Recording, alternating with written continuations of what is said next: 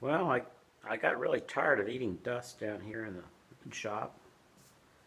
So I've contrived a dust collection system using this small 1 horsepower Raycon dust collector, which is teed into a duct that runs up to this plastic safety hood that's supposed to entrain air into the lathe.